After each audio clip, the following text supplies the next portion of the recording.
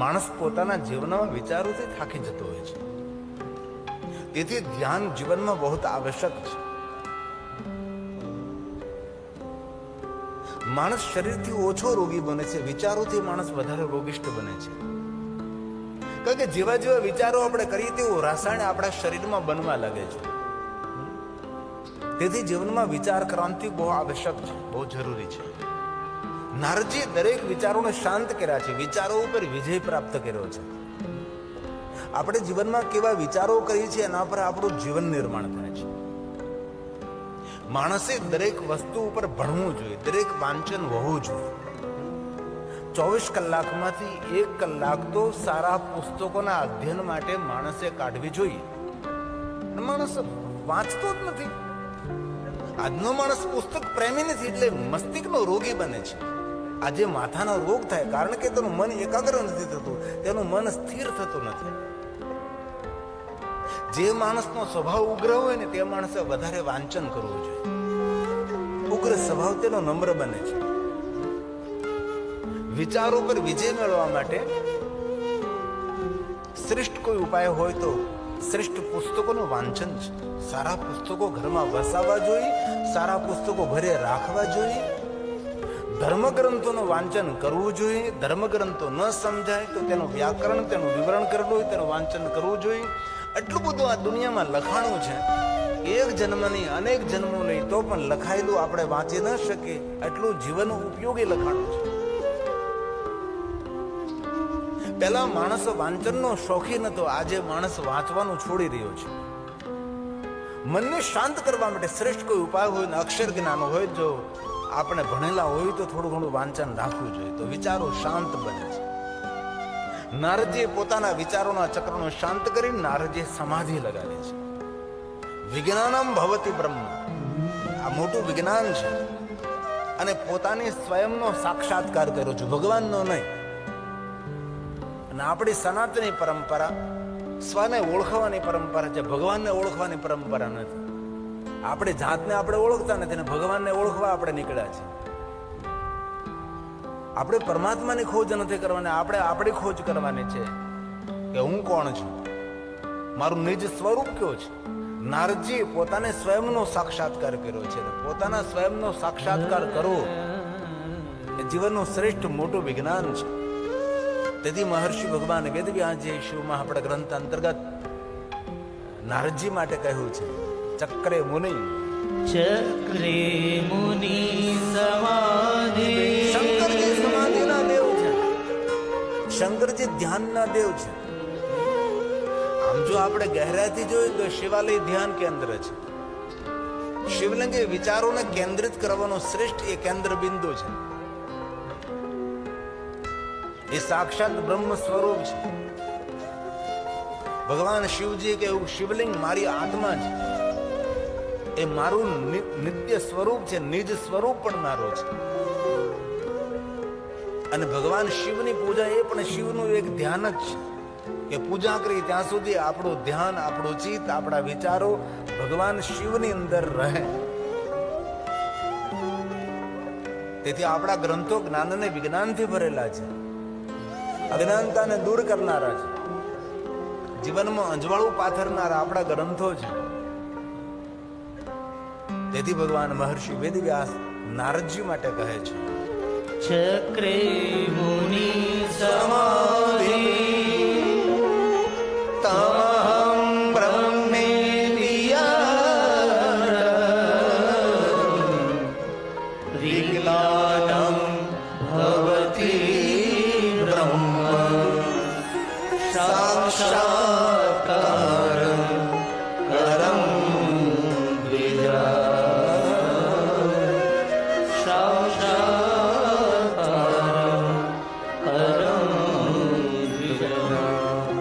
નારદજીનો સર્વલોકમાં જયજયકાર થવા લાગ્યો છે. કારણ કે નારદજીએ અદ્ભુત અને અલૌકિક તપ કર્યું છે. કથાથી તમે સૌ પરિચિત છો. આ કથા રામચરિત માનસની અંદર પણ ગોસ્વામી તુલસીદાસજી સુંદર નિરૂપણ કર્યું છે. તેથી આ કથાનો બહુ વિસ્તાર આપણે નહીં કર્યો. ઇન્દ્ર પોતાના મિત્ર કામદેવને મોકલે છે. નારદજી ઉપર બહુ પ્રયોગ થાય છે. પણ કામદેવ નારદજીથી પરાજિત થાય, પણ કામદેવને યાદ આવ્યું કે આ ભૂમિનો પ્રભાવ છે. કારણ કે આ ધરતી પરના ગુફાઓમાં ભૂમિમાં બેસી અને ભગવાન શંકરજીએ તપ કર્યો હતો. ત્યારે મહાદેવને મેં સામાન્ય દેવ સમજીને શંકરજી ઉપર મારા બળનો પ્રયોગ કર્યો હતો અને ભગવાન શંકરજી ત્રીજું નેત્ર ખોલી અને મને બાળીને ભસ્મ કર્યો હતો. તેથી આ ભૂમિ શિવજીની તપસ્થલી છે. અને ભગવાન મહાદેવે એ સમયે આ ધરતીને વચન આપેલું હતું કે આ ધરતી પર બેસીને, આ પૃથ્વી પર બેસીને, આ ગુફામાં બેસીને જે કોઈ તપ કરે છે તેના પર કામનો પ્રભાવ નહીં પડે. તેથી નારદજીથી પ્રભાવિત નહીં, પણ એ ભૂમિથી પ્રભાવિત કામદેવજી થયા છે. અને દેવતાઓને ખબર પડે કે નારદજી કામ ઉપર વિજય મેળવ્યો છે, એટલે દેવતાઓ નારદજીને વધારે જય જયકાર કરવા લાગ્યા છે. ચારો તરફ ઋષિ મુનિ દેવતા નારદનો જય જયકાર કરે છે. નારદની સમાધિ તૂટે છે, નારદજી ઉભા થાય, દેવતાઓ ઋષિ મુનિઓ નારદજીની જય જયકારને પ્રશંસા કરવા લાગે છે. અને નારદજી પોતાની પ્રશંસા સાંભળતા નારદના હૃદયમાં પડેલું અહંકારનું બીજ અંકુરિત થાય છે. અને માનવ જાતનો મોટા મોટો શત્રુ હોય તો આપણી પોતાની પ્રશંસા. માણસને આગળ વધવાનો હતી. એ આપણી નિંદા એ આપણો ખતરો નથી, પણ આપણી પ્રશંસા આપણા માટે મોટો ખતરો છે. નારદજીના હૃદયમાં પડેલું અહંકારનું બીજ અંકુરિત થયું અને સર્વ દેવતા ઋષિમુનિ કહેવા લાગ્યા કે નારદજી તમે તો શિવ સમાન તપ કર્યું છે. નારદજીને થયું કે મેં શિવ જેવું તપ કર્યું છે, તો શિવજીને આ વાતની ખબર છે કે નહીં, તો મારે અમને કહેવા જવું પડે.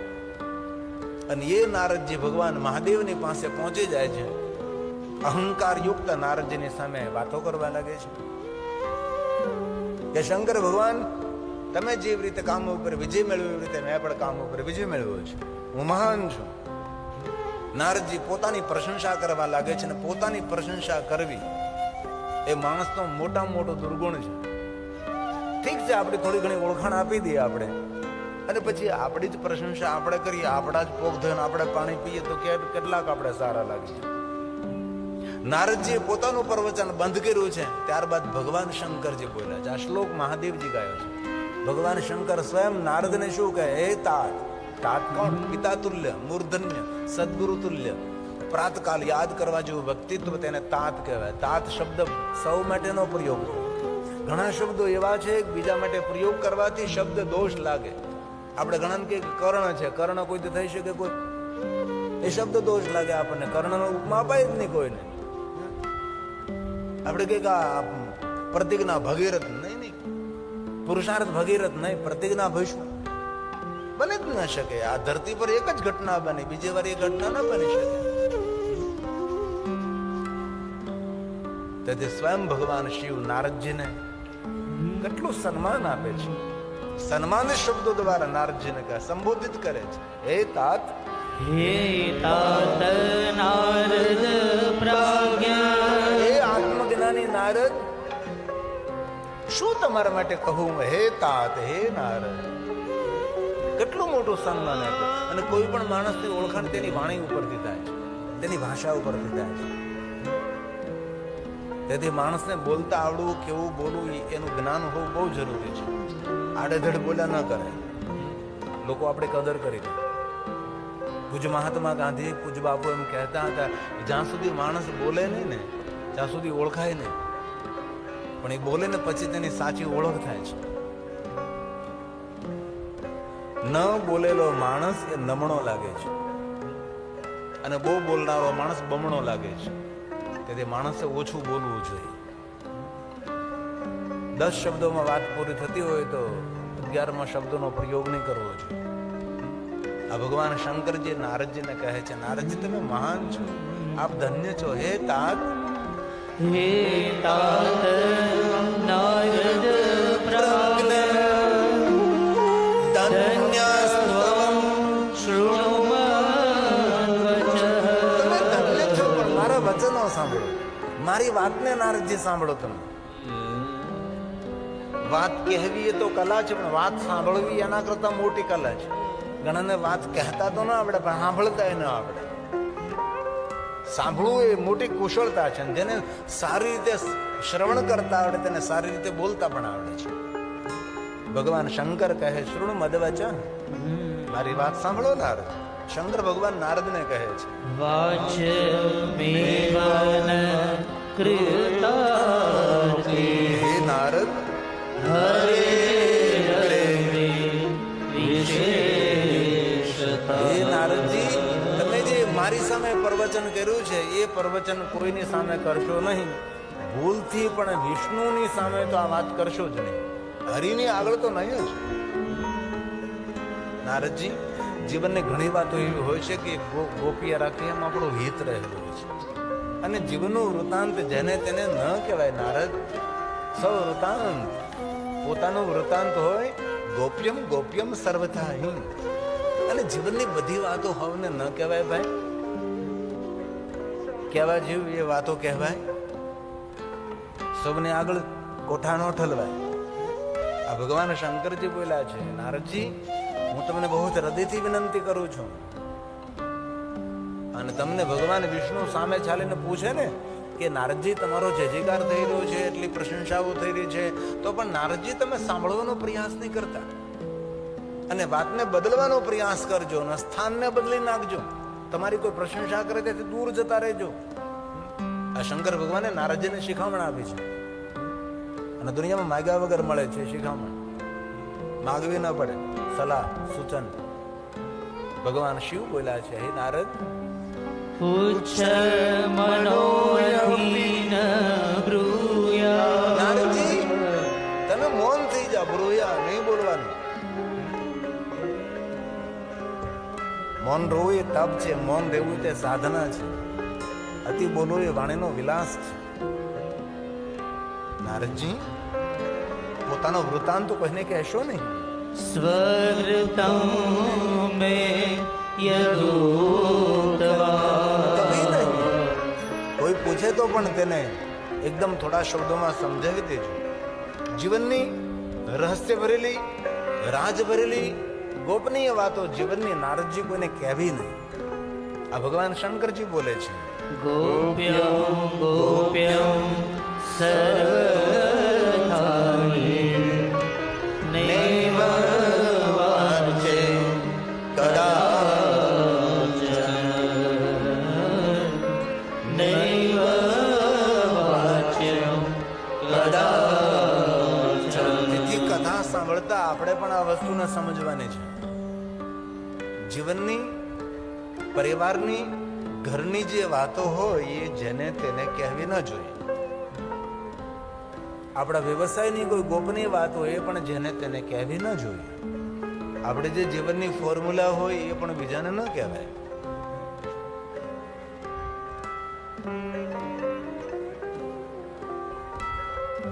આપણું પોતાનું પ્રદર્શન ન કરાય. વિચારોનું પ્રદર્શન ન કરાય. સંપત્તિનું પ્રદર્શન ન કરાય. જીવનમાં દેખાડો ન કરાય. જેટલું ગોપ્ય રીતે જીવન જીવીએ એટલે જીવન જીવવાનો આનંદ મળે છે. તેથી જીવનની ઘણી બધી વાતો હોય એ જેને તેને કહેવાની ન હોય. અને ખાસ એક હૃદયની વિનંતી, આપણી નિર્ધનતા, આપણી દરિદ્રતા, આપણા જીવનની મજબૂરી, આપણા જીવનના દુઃખો જેની તેને આગળ નહીં કહેવા જોઈએ. હવે તમારી મજબૂરી તમે કોઈને દેખાડો તો આ દુનિયામાં આપણી મજબૂરીનો લાભ લેનારા માણસો બહુ જ હોય છે. તેથી આપણી મજબૂરી કોઈને ન કહેવી, આપણા જીવનના દુઃખો કોઈને ન કહેવા. ઘણા માણસો બીજા આગળ પોતાના દુઃખના રોદડા રોયા જ કરે છે. ઘણા આદત હોય, કોઈ પણ હોય એની આગળ આંખો પડે, આંસુડા પડવા. અરે બોલે શું જરૂર છે? ભૂલતી નહીં. કોઈ દી કોઠો ન ઠલવો કોઈને આગળ. મહત્વની વાતો ન કહેવી. દીકરાની વાત હોય, દીકરીની વાત હોય, પુત્ર વધુની વાતો હોય, આપણા પારિવારિક વાત હોય, જીવનની કોઈ ગોપનીય વાત હોય જેની તેને આગળ ન કહેવાય. જરૂર કોઈ ડાયો માણસ હોય, કોઈ જ્ઞાની હોય, વિદ્વાન હોય, જે પેટ વાળો માણસ હોય. પેટ એટલે વાસ્તવિક મોટું પેટ એમ નહીં. જે માણસ પોતાના પેટમાં આપણે દરેક વાતોને સાંભળી શકે છે, આવો કોઈ માણસ હોય જરૂર તેને આગળ આપણે આપણા જીવનની મૂંઝવણ ભરેલી વાતો કહી શકીએ. બાકી જેની તેને આગળ થોડું કહેવાય. હવે તો આવા ભજનો ઓછા આપણને સાંભળવા મળે છે. પહેલા તો કેટલા સુંદર આવા ભજનો ગવાતા, જે ઉપદેશક હોય, જે સમાજને સુંદર માર્ગદર્શન આપનારા ભજનો હોય. એક પંક્તિ ગા. પુરાને મળે તો રહું રે.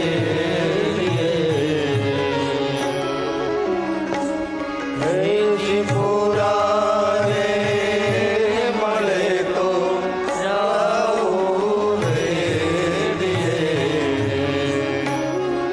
ન કરીએ અધૂરિયાને વાત.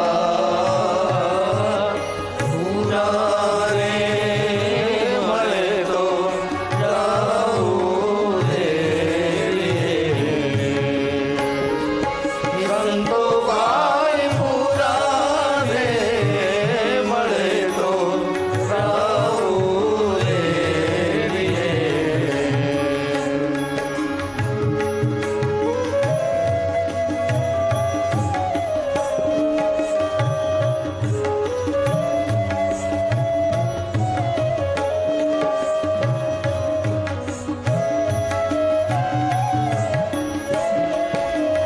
હવે ભજનો વિસરાતા જાય છે.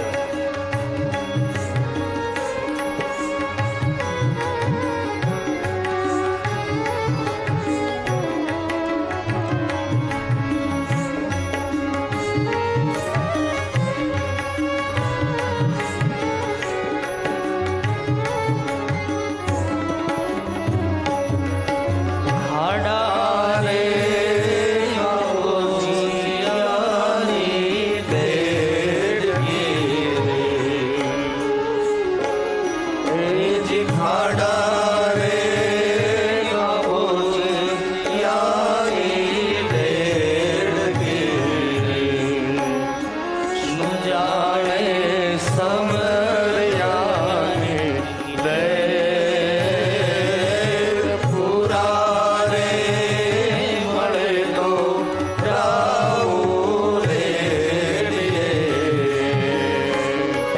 સંતો ભાઈ પુરાને મળે તો રહું રે.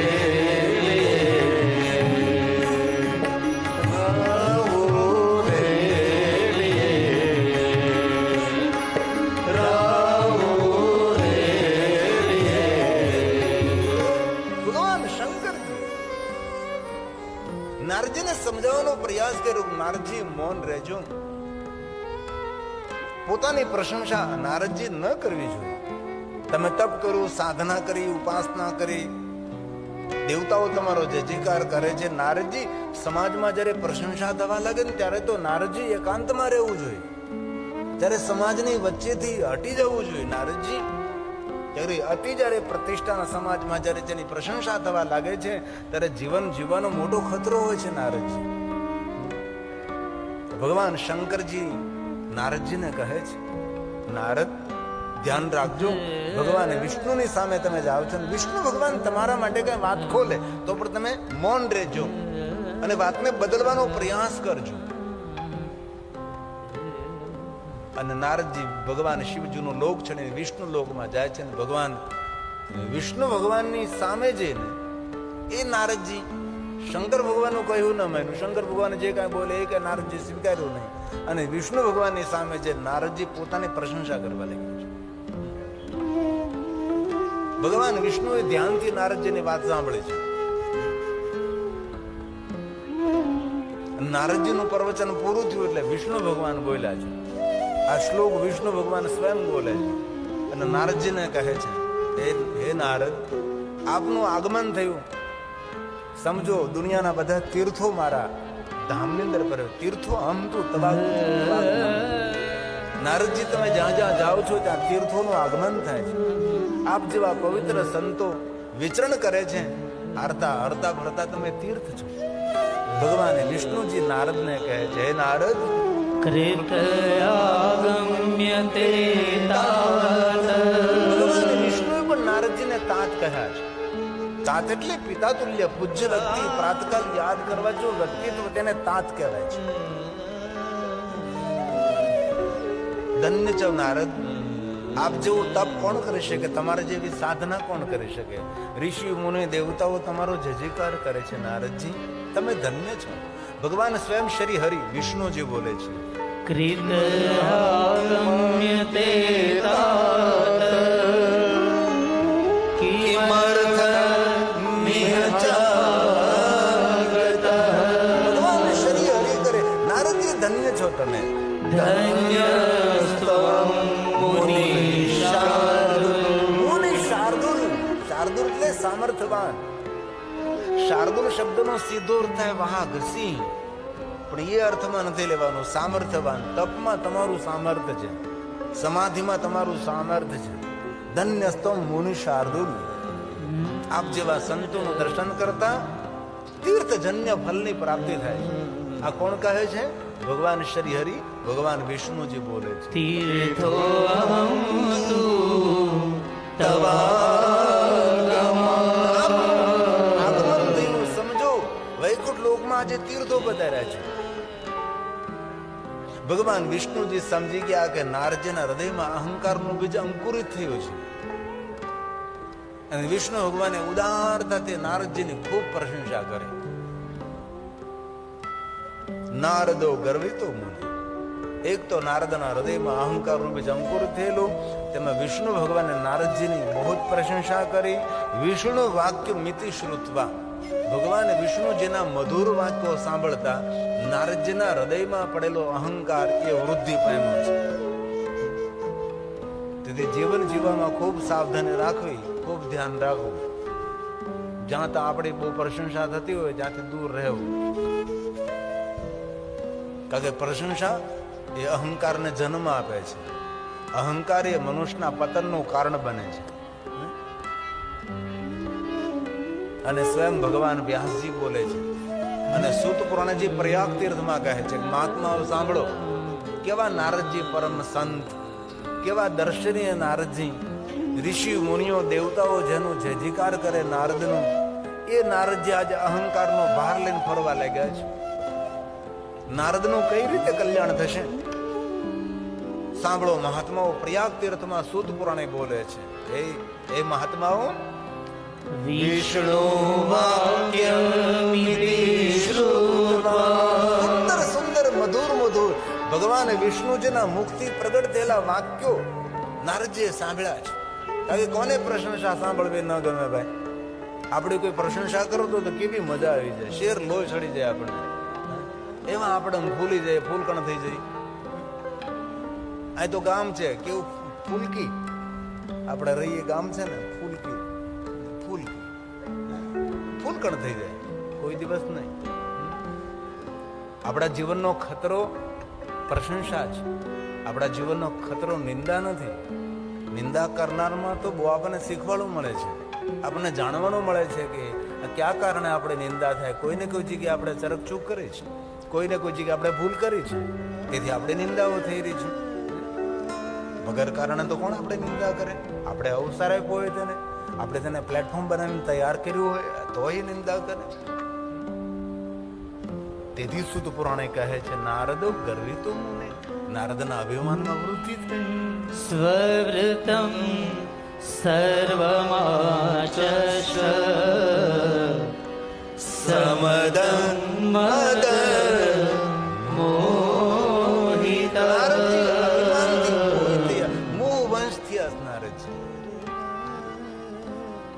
હવે ભગવાન વિષ્ણુજી નારદના અભિમાનને જોઈને સ્વયં ભગવાન શ્રી હરિ મહાદેવની સ્તુતિ કરવા લાગે છે. બીજાની ભૂલ જોઈને આપણે ભૂલને સુધારી લેવી એ બુદ્ધિમત્તા છે. અને ક્યારે ભૂલ કરી હોય ને ભૂલને એકદમ સરળતાથી સ્વીકારી લેવી, એ બહુ ડાયો માણસ છે. માણસો ભૂલ કરે પણ પોતાની ભૂલને સ્વીકારતા જ નથી. આપણી ભૂલ કોઈ દર્શાવે તો પણ આપણી ભૂલને આપણે સુધારવા માટે તૈયાર નથી. અહીંયા ભગવાન શંકરજી નારદનું અભિમાન જોઈ, સ્વયં ભગવાન વિષ્ણુ નારદનું અભિમાન જોઈને શંકર ભગવાનની સ્તુતિ કરવા લાગે છે. મહાદેવને કહેવા લાગે, ભગવાન મહાદેવ, અભિમાનથી મારી રક્ષા કરજો, અહંકારથી મારી રક્ષા કરજો. આપની માયા બડી પ્રબલ છે. તમારી ભગવાન મહાદેવજી માયા કોઈને છોડતી નથી. અને ભગવાન શિવની માયાનું નામ છે શાંભવી માયા, જે જોઈ ન શકાય, જે સમજી ન શકાય, સમજાવી ન શકાય, એવી ભગવાન શંકરજીની માયાનું નામ છે શાંભવી માયા. એક છે શાંભવી વિદ્યા, એક છે મંત્રી વિદ્યા, એક છે ક્રિયા વિદ્યા, એક છે શિવ વિદ્યા. અનેક પ્રકારના વિદ્યાના પ્રકરણો છે જે ઉપમન્યુ ઋષિએ ભગવાન કૃષ્ણજીને શીખવાડી છે. જો કે ભગવાન દ્વારકાધીશ ભગવાન કૃષ્ણજી ઉપમન્યુ ઋષિ પાસે ગયા હતા અને ઉપમન્યુ ઋષિના ચરણમાં બેસી અને ભગવાન દ્વારકાધીશ કહે છે, ઉપમન્યુ તમે સાક્ષાત ભગવાન શિવનું દર્શન કર્યું છે, તમે મહાદેવને જોયા છે, તેથી શંકર ભગવાને જે જે તમને વિદ્યાઓ આપી છે એ વિદ્યાઓ તમે મને આપો. આવો ભાવ ભગવાન દ્વારકાધીશ ભગવાન કૃષ્ણજી શિવ મહાપ્રભુ અંતર્ગત વ્યક્ત કર્યો છે. અને વિષ્ણુ ભગવાન મહાદેવને યાદ કરવા લાગે છે, ભગવાન આપણી માયાથી મારી રક્ષા કરજો. આવું ભગવાન શ્રી હરિ ભગવાન વિષ્ણુજી બોલે છે. દેવ દેવ મહાદેવ. ભગવાન વિષ્ણુજી કહે છે, હે દેવોના દેવ મહાદેવ, આપ મારું કલ્યાણ કરો. હું પ્રણામ કરું છું, તમને પગે લાગુ છું મહાદેવજી, આપ મારી રક્ષા કરજો. કે વિષ્ણુ ભગવાન મહાદેવના પરમ ભક્ત છે. આ દુનિયામાં બ્રહ્માંડમાં જેટલા મહાદેવના ભક્તો છે ને મહાદેવના ભક્તોમાં કોઈ પહેલા મહાદેવજીના ભક્ત હોય અને શિવ ભક્તોના શિરોમણી હોય તો ભગવાન શ્રી હરિ છે, ભગવાન વિષ્ણુ છે. તેથી વિષ્ણુ ભગવાન મહાદેવજીની સ્તુતિ કરે છે, મહાદેવને પ્રાર્થના કરે છે. દેવ દેવ મહાદેવ પ્રસિદ્ધ પરમેશ્વર ધન્ય સ્તવં શિવ ધન્યા તે માયા સર્વ વિમોહિત તે માયા સર્વ વિમોહિત. પૂરા જગતને વિશેષ પ્રકારે મોહિત કરનારી મહાદેવજી તમારી માયા છે. અને આપણે સૌ શું છે, ભગવાન શિવની માયાથી મોહિત થયેલા છીએ. બાકી તો આ ધરતી આખી ખપ્પર છે. કોઈ કઈક શિવજીનું ખપ્પર જોયું તો કહેવાનું કે હા આ પૃથ્વી શંકર ભગવાનનું ખપ્પર છે, આમાં કોઈ જીવંત નથી, બધું જ હોમાઈ જવાનું છે. જે કાંઈ આંખો દ્વારા નજર દ્વારા આપણે જોઈએ બધું જ શંકરના ખપ્પરમાં સમાય છે અને ખપ્પરમાંથી પછી ઉત્પન્ન થાય છે. એ શંકર છે, એ મહાદેવ છે. ભગવાન વિષ્ણુજી નારદજીની ખૂબ પ્રશંસા કરતા શિવની સ્તુતિ કરે છે અને નારદજી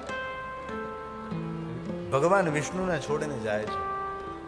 ત્યારે પ્રયાગ તીર્થમાં જે મહાત્માઓ મહાદેવની કથાનું શ્રવણ કરે છે એ મહાત્માઓ એમ કહે, સૂત પુરાણજી, નારદજી જેવો સાધુ અભિમાન કરે, નારદજી જેવા પરમ તપસ્વી અભિમાન કરી શકે છે? એ વ્યાસશીશ નમસ્તુતે, અને નમસ્કાર કરીએ છીએ આ કથાથી. એ સૂત મહાભાગ્યવાન છો તમે. આટલા મોટા સંત, આટલા મોટા સાધુ,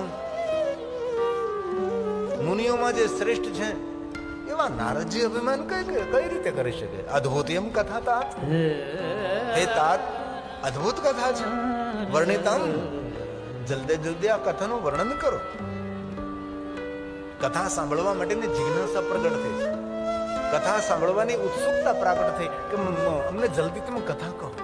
ત્યારબાદ શું થયું? સર્વ મહાત્માઓ સૂત પુરાણનું ફરીવાર સંબોધન કરે, હે સૂતજી, સૂત સૂત મહાભાગ. આ સંપૂર્ણ શિવ મહાપ્રગટ કથા આ રીતે ગાવામાં આવે છે. એ તો ગાયેલું સમજાય નહીં, ત્યારે પ્રવચન કરીએ, આપણે તેને સમજાવવાની કોશિશ કરીએ. એ મહાભાગ્યવાન. કઈ રીતે મહાભાગ્યવાન? કારણ કે મહર્ષિ વેદવ્યાસજીના પરમ શિષ્ય છો. વ્યાસ શિષ્ય છે કોણ? સૂત પુરાણજી. વ્યાસ શિષ્ય નમોસ્તુતે.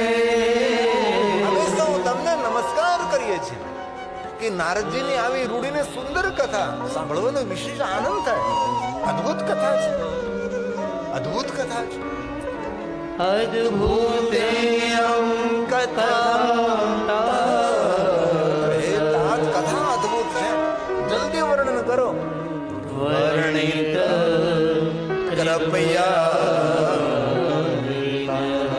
અમારા સૌ પર કૃપા કરીને કથાનું વર્ણન કરો. ત્યારબાદ શું થયું ભગવાન? સુત પુરાણે કહે છે મહાત્માઓ, નારદજી અહંકારને લઈને જાય છે. ભગવાન શિવની માયાથી મોહિત થયેલા છે. માયા નિર્મિત નગરમાં પહોંચે છે. એ નગરનો રાજા શીલનિધિ છે. શીલનિધિની પુત્રી વિશ્વમોહિની છે. આખા વિશ્વને મોહિત કરી શકે છે. પણ જે શીલનિધિ છે એને મોહિત ન કરી શકે, કારણ કે એના પિતા છે શીલનિધિ. તેથી ભગવાનની માયાથી જો પર રહેવું હોય તો માણસે શીલવાન બનવું. જે માણસ શીલવાન ન બની શકે એ ભગવાનની માયાથી મોહિત થાય છે. તેથી નામ શીલનિધિ છે. આપણે સૌને યાદ છે, આપણે સૌ ગુજરાતી છીએ અને ગુજરાતી કથા કરવાનો મને અવસર બહુ ઓછો મળે અને વધારે આપણા દેશની રાષ્ટ્રભાષા હિન્દીમાં કથા કહેવાનો પ્રયાસ કરતો હોઉં છું, કારણ કે ગુજરાતમાં જે શિવ ભક્તો છે તેના કરતાં પણ વધારે ગુજરાત બાર મહાદેવના ભક્તો છે. તેથી દરેકને હિન્દી સમજાય, તેથી હું વધારે હિન્દીમાં કથા કહું. તેથી ગુજરાતી ભજનો ઘણી વાર છૂટી જતા હોય છે. માતા ગંગા સતીને આ પંક્તિ છે, સાધુને વંદન નથી. શીલવંત સાધુને વારે વારે નમ્ય પાનવાર, બદલે નહીં વર્ત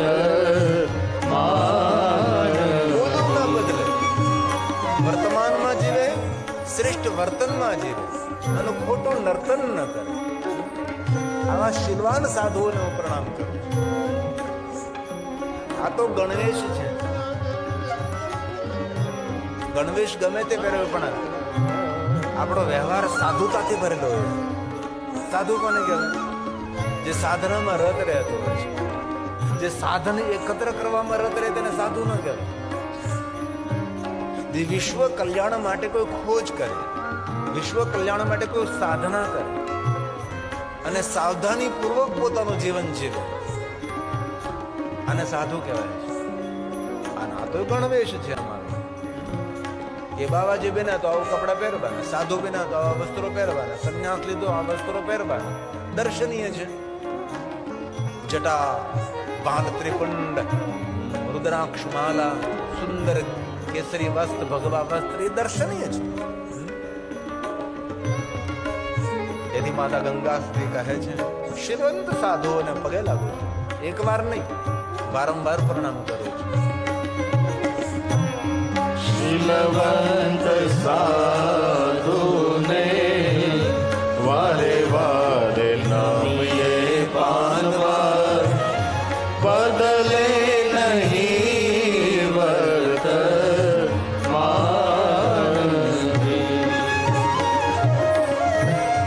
શીલવંત સાધુને વારે વારે નમ્ય પાનવાર, બદલે નહીં વર્ત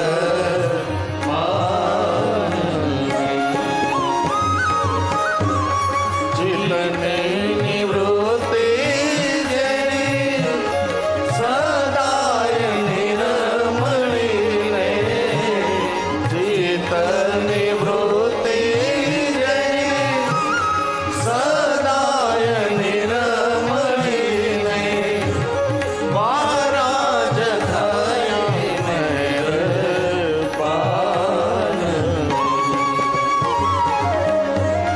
શીલવંત સાધુને વારે વારે નમ્ય પાનવાર, બદલે નહીં વર્ત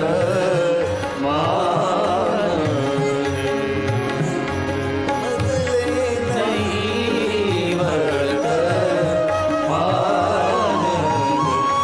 બદલે નહીં વર્ત અત્યારે દુનિયાની અંદર વ્યવહાર કથળ જોવાનું કારણે આજે શીલનો અભાવ છે. અરે શીલનો તો અભાવ છે, સમજણનો કેટલો અભાવ છે. જ્યાં જોઈ ત્યાં સમજણનો અભાવ. ઘર પરિવાર વિખાઈ રહ્યા, દાંપત્ય જીવન વિખાઈ રહ્યા. કારણ કેવું? કારણ કે સમજણનો અભાવ. શીલનો તો જળગુણમાંથી અભાવ છે. કેટલું સુંદર આમ શબ્દ પ્રયાસ કે શીલનિધિ રાજા ઉનકી એમની પુત્રી વિશ્વ મોહિત આખા વિશ્વને મોહિત કરી શકે છે. નારદજી નગરમાં પ્રવેશ કરે તો નારદજી કેવી રીતે તેનાથી રહી શકે? નારદજી પણ મોહિત થયા. કથાથી પરિચિત આપણે સૌ. ભગવાન વિષ્ણુ પાસેથી રૂપ માંગ્યું છે, વિશ્વ મોહિનીને પરણવા માટે જાય છે અને વિશ્વ મોહિનીને પરણવા માટે અનેક આવ્યા છે. એમાં ભગવાન શંકરના ગણો પણ છે. એ તો નારદજીની સુરક્ષા માટે આવેલા હતા, ભગવાન શંકરજીએ મોકલેલા. અને વિશ્વ મોહિની વિષ્ણુ સાથે પરણે છે, તેથી નારદજી નારાજ થાય છે. અને નારદજીની નારાજગી જોઈને અને મહાદેવના ગણો બોલે છે, હે નારદ મુનિ ત્વમ હી. તાત નીકળી ગયું.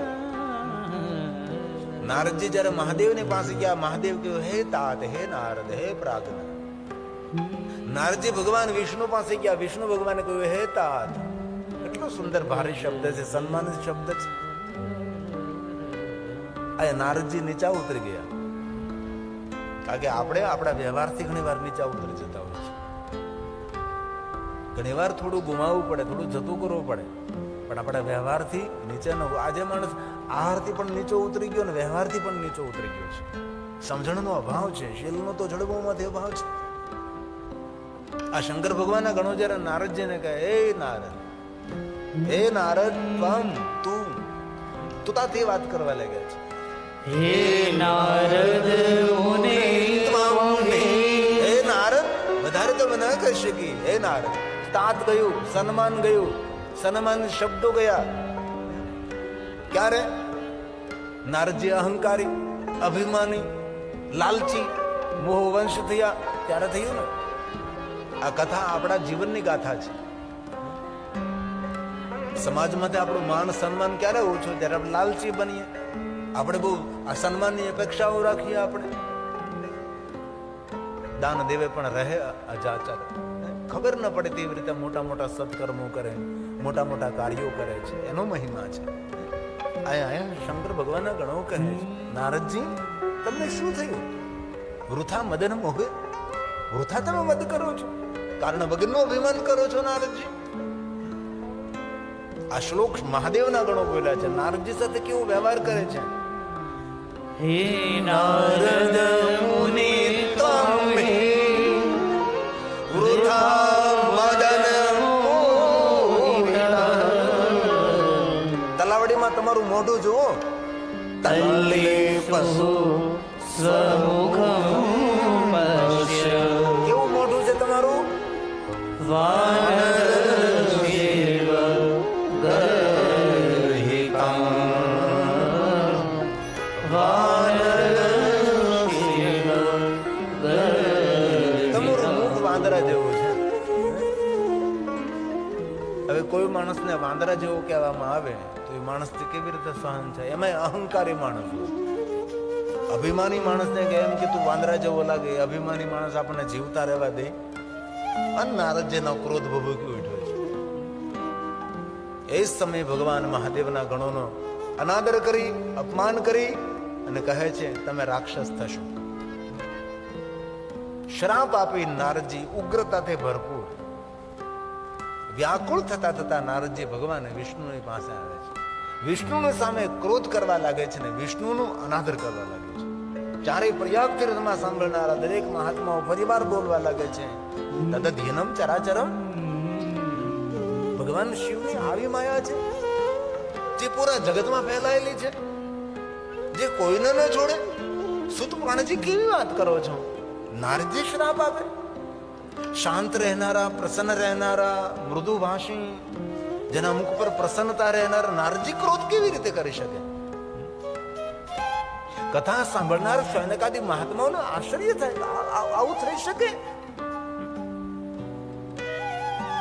શૌનકાદી મહાત્માઓ સૂતને કહેવા લાગે, હે સૂત, સૂત સૂત મહાપ્રાજ્ઞ. આત્મજ્ઞાની, હે મહાપ્રજ્ઞ, વર્ણિતમ અયદભૂતામ કથા, જે કદા હૃદયને સ્પર્શ કરનારી કથા છે. વર્ણિતામ યદ્ભૂતામ કથા.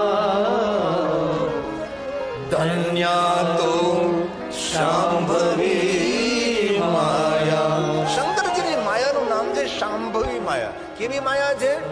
તદ્દીનમ ચરાચરમ બુદ્ધિ દ્વારા બુદ્ધિ દ્વારા સમજી ન શકાય, પૂરે જગતમાં ફેલાયેલી. તદ્દીનમ ચરાચરમ મહાત્માઓએ સૂત પુરાણને પૂછ્યું કે હે સૂત પુરાણજી, તો ભગવાન શિવની આ માયા ફેલાયેલી છે, એ માયામાંથી કોણ સુરક્ષિત રહે? કોને માયા સ્પર્શ ન કરી શકે? એ તમે કહો. કોઈ તો યુક્તિ હોય ને, કોઈ તો તેનો માર્ગ હોય ને, તે ભગવાન શિવની માયાથી સુરક્ષિત રહી શકે. ભગવાન શિવની માયા આપણને સ્પર્શ ન કરે એના માટે કોઈ ઉપાય ખરો? શાંભવી માયા દુઃખ નહીં આવે. જ્યારે સૂત પુરાણજી બહુ સુંદર યુક્તિ બતાવી છે કે મહાદેવની માયાથી તેને સુરક્ષિત રહેવું હોય તેને શું કરવું જોઈએ? એક શ્લોકમાં વાત બતાવી. દુર્ગેયા શાંભવી માયા ભગવાન મહાદેવની માયાથી સુરક્ષિત રહેવું એ બહુ જ કઠિન છે, દુર્ગમ છે. કોણ રહી શકે છે? સર્વેષાં પ્રણિનામિ દરેક પ્રાણી માત્ર ભગવાન શિવની માયાથી મોહિત થયેલા છે, પણ એ જ શિવની માયાથી સુરક્ષિત રહી શકે છે. ભક્ત વિનર્પિતાત્મા તયા સંમોહ્યતે જગત તયા સંમોહ્યતે. પૂરા જગતને મોહિત કરી રાખ્યું છે ભગવાન શિવની માયાએ, પણ શિવનું જે ભજન કરે છે એ શિવ માયાથી સુરક્ષિત રહે છે. તેથી શાંભવી માયાથી સુરક્ષિત રહેવું હોય તેને ભગવાન શિવનું ભજન કરવું, ભગવાન મહાદેવને યાદ કરવું. એ જ મનુષ્ય શિવ માયાથી સુરક્ષિત રહી શકે છે. તેથી મહાદેવના ભક્તો અલગારી હોય છે. તેને માન સન્માન નિંદા સ્તુતિ ધન સંપત્તિ વૈભવથી એ પર રહેનારા હોય છે.